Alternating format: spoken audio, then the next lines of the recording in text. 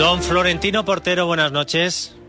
Don Dieter Brandau, muy buenas noches. No sé si usted me va a apoyar en la campaña diplomática que voy a empezar desde hoy mismo para que España se sume al proyecto del escudo antimisiles alemán para compensar la eliminación de Alemania y nuestra clasificación a octavos, es decir, España, gracias a los amigos alemanes. Sé que va a ser una batalla que voy a dar solo, Florentino, pero es lo que toca. Hay que ser agradecidos. Los alemanes muchos méritos no han hecho como para estar en octavos. Ya empezamos, Florentino. Otra cosa es que se hemos hecho una jugarreta. Pero ellos tampoco... Jugarreta. Esto desde la Guerra Fría y el Consejo de Seguridad de la ONU no se había visto. Cada cual lo suyo. Yo no digo que Alemania tuviera que estar clasificada. Digo que gracias a Alemania hoy nos hemos clasificado, porque si no Japón nos deja fuera. Pero yo no he convocado al Florentino Supremo para hablar de fútbol, sino para hablar de las noticias que mandan en la crónica internacional. El ministro de Agricultura, Luis Planas, dice que los periódicos de Europa de lo que hablan es de España y que aquí los precios no están tan altos, pero cuando uno mira las crónicas internacionales, ve noticias que, sinceramente, Florentino, ya pocas cosas nos quedan por ver, que pensáramos que no podían ocurrir. Por ejemplo, que haya revueltas en China que tengan la importancia suficiente como para que la dictadura tenga que replantearse cosas y aumentar represión. Así es, eso tiene que ver con uno de los temas que más debate han originado en el área atlántica y en el que España juega un papel muy importante con la famosa Alianza de las Civilizaciones. El debate surge por parte de la izquierda, que viene a decir, miren ustedes, esto de la democracia es un hecho cultural en el sentido antropológico de la palabra y por tanto es algo occidental. Fuera de Occidente ni tiene por qué haber democracia, ni esa tiene por qué cuajar, porque están en otra cultura, con otros valores, tienen otros objetivos. Bien, la historia demuestra que esto exactamente no es así, porque la democracia ha cuajado en muchos países que nada tienen que ver con Occidente. Pero es que en aquellos otros paradigmáticos, como es el caso de China, no es esta la primera ocasión en que los chinos han querido disfrutar de la democracia. Aparte de que no solamente hay chinos en China, la realidad es que la famosa revuelta de Tiananmen era una revuelta que solicitaba la democracia en el marco de las famosas primaveras europeas. Ya Gorbachev estaba al frente del gobierno ruso, estaba la perestroika, la glasnost, en Hungría, en Checoslovaquia, en Polonia había grandes movimientos y pocos meses después se produjo el derribo del muro de Berlín. En ese contexto, los jóvenes chinos solicitaron la democracia y eso dividió en dos al entonces gobierno chino, hasta el punto de que el entonces secretario general del Partido Comunista Chino, que si mal no recuerdo se llamaba Hu Yaobang, pues tomó partido por ellos y pensó que la gran reforma que estaba en marcha, liderada por Deng Xiaoping, requería también abrir el frente político. Bueno, al final fue destituido, murió poco después, y Deng Xiaoping impuso un despotismo ilustrado para que las reformas económicas y sociales no acompasaran una reforma política. Pero demanda hay. Una vez más nos encontramos que cuando el gobierno chino, el Partido Comunista, en el fondo, no es capaz de dar los servicios públicos al máximo nivel, de satisfacer las ansias de modernización, entonces los chinos dicen, bueno, si no eres capaz, vamos a intervenir nosotros. Queremos ser parte activa de este proceso, demandamos nuestros derechos. Por lo tanto, ese argumento que surgió de la izquierda occidental, que luego compró con alegría la extrema derecha occidental y que está muy presente en el documento famoso del 4 de febrero firmado por Putin y por Xi Jinping, de que la democracia es cultural y por tanto tiene que ser distinta en cada lugar, pues una vez más se ve que no es cierto. Que allí donde hay gente, la gente demanda respeto a su dignidad, demanda respeto a su libertad y quieren seguridad jurídica. Una vez me dijo un cubano, Florentino, cuando le elogié el valor que tenían y lo valientes que eran saliendo a la calle a protestar en Cuba, me dijo, es que aquí ya no tenemos ni miedo, no tenemos nada, tampoco miedo, dice, porque es que nos lo han quitado todo, nos han quitado hasta el miedo.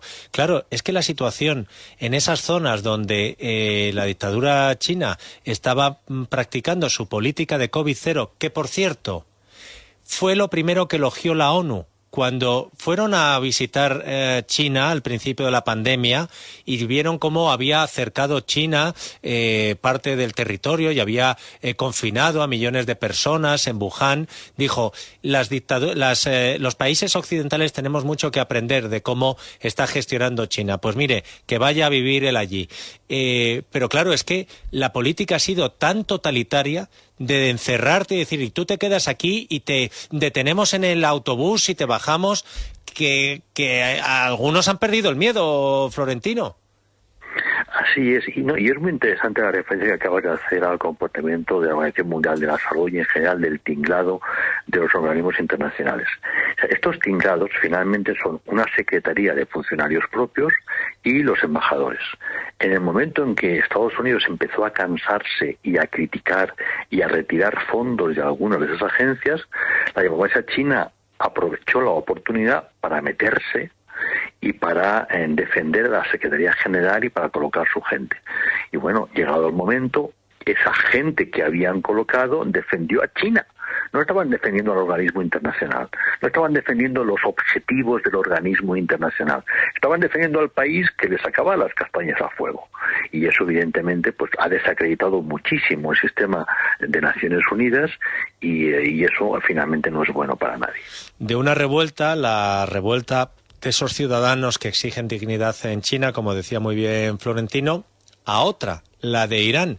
Y haciendo una referencia al Mundial, Florentino, activistas iraníes decían, nosotros en cualquier otro momento iríamos con nuestra selección, pero sabemos que conviene que Irán pierda en el Mundial porque el régimen lo está utilizando. Y a pesar de que ha tenido contratiempos, porque los jugadores han apoyado también las protestas y hasta se abucheó el himno, al final estaban utilizando las victorias de Irán para, oye, mientras se hable de eso, a ver si se deja de hablar de Irán, dentro de Irán y fuera de Irán, por las revueltas en defensa de los represaliados y represaliadas por el tema del velo. Bueno, pues en Irán la cosa continúa, Florentino, sorprendentemente. Sí, no, en este caso no es para nada sorprendente porque la demanda de democracia en Irán es muy antigua y de ahí lo penoso del papel jugado en su día con el gobierno de Rodríguez Zapatero y Moratinos en la creación de la Alianza de las Naciones, que era el desarrollo de un proyecto previo iraní que era el del diálogo de las civilizaciones, que era también un mecanismo para vincular valores con civilizaciones y con culturas, y que por lo tanto lo que vale para uno no vale para otro, y que los occidentales tenemos que respetar formas autoritarias en Oriente porque supuestamente son culturales. Todos sabemos, y los propios dirigentes iraníes lo han reconocido en privado, el régimen tiene en contra a la juventud, tiene en contra a las clases medias, tiene en contra a las ciudades. Busca el apoyo en el interior más pobre, más rural, más atrasado y por tanto más tradicional, y jugando precisamente con las banderas de la tradición y la denuncia de la modernización. Pero en las grandes ciudades el régimen está absolutamente en minoría y en las universidades no tiene nada que hacer, el desprecio es máximo. Por eso el régimen ha evolucionado claramente hacia el puro totalitarismo, no ya el autoritarismo. Por eso tienen dos ejércitos, el privado de ellos y el otro. Y por eso tiene un sistema de policía y de inteligencia realmente tremendo, porque se saben débiles. Porque Irán no es un estado árabe, evidentemente, es un estado persa, es un estado muy sofisticado, las universidades son potentes, la gente es muy educada y rechaza de manera clara un régimen religioso, anacrónico y absolutamente reaccionario.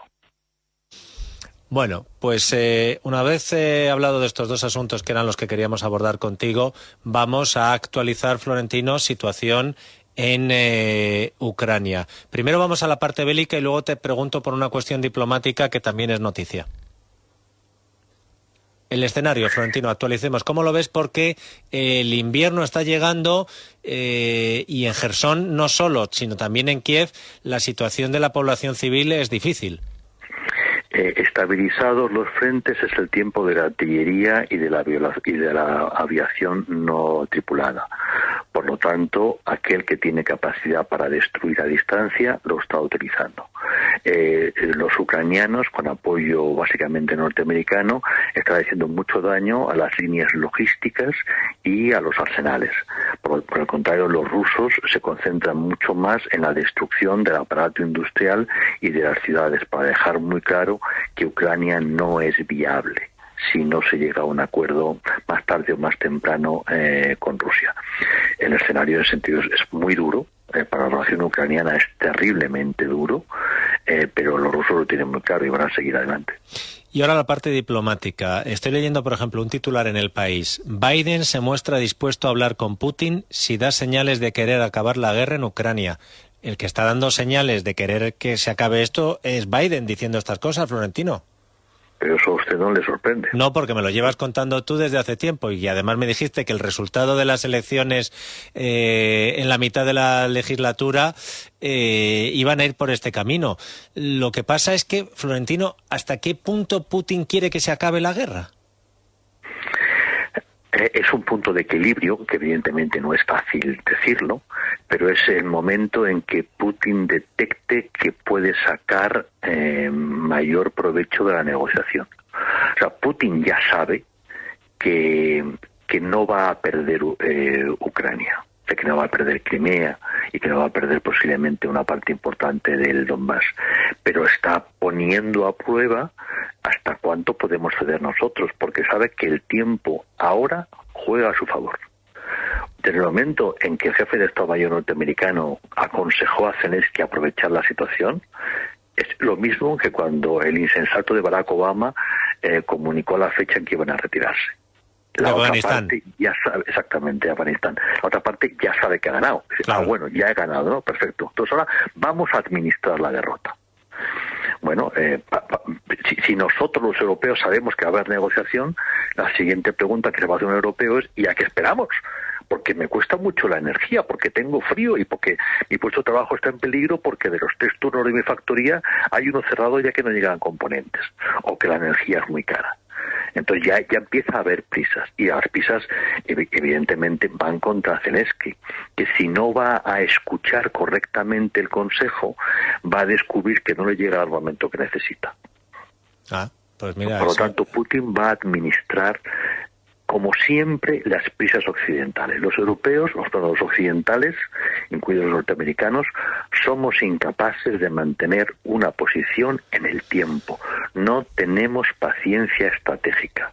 Y como los otros lo saben, deducen que su mejor aliado es el tiempo. Como decía el almirante Carrero, un buen consejo a Franco, en los momentos más duros del aislamiento de España, todo lo que hay que hacer es esperar y aguantar.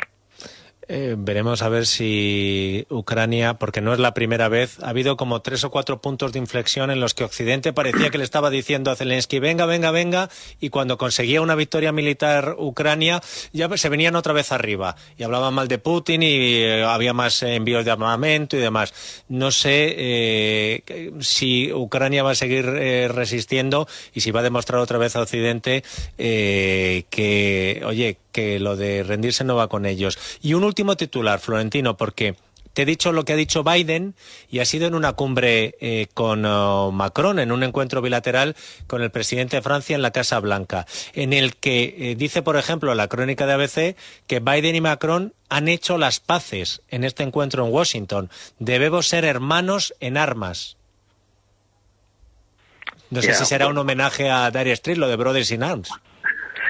Bueno, las relaciones entre Francia y Estados Unidos tienen siempre un puntito entre cómico y patético, porque Francia intenta jugar a gran potencia, evidentemente no lo es, y porque Estados Unidos, por una parte, desprecia a Francia, pero por otra lo necesita porque es el único país del continente europeo con el que puede entenderse cuando hay que hablar de política real.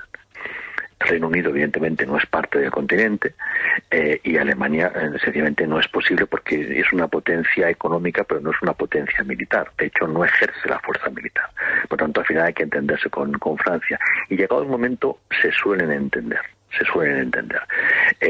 Francia en todo momento ha dejado muy claro que no pensaba renunciar a tener una relación con Rusia, porque Francia a lo largo de su historia siempre ha buscado una relación estable con Rusia. La política que inició Biden en ese subidón de adrenalina que tuvo implicaba el aislamiento y convertir a Rusia en un país maloliente y con el que no se podría tener relación. Y para los franceses eso era sencillamente inadmisible. Cuando dicen que están haciendo las paces, básicamente es que Biden está aceptando la posición francesa. Florentino Portero, desde el punto de vista diplomático, geopolítico y de las relaciones internacionales, ¿quién va a ganar el Mundial de Qatar? No tengo ni idea.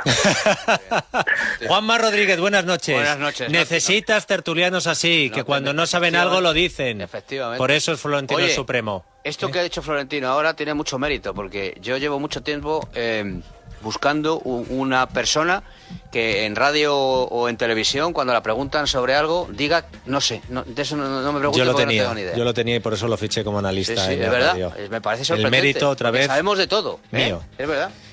Florentino el Supremo, muchas gracias por tu ayuda. Nos volvemos a hablar el jueves que viene.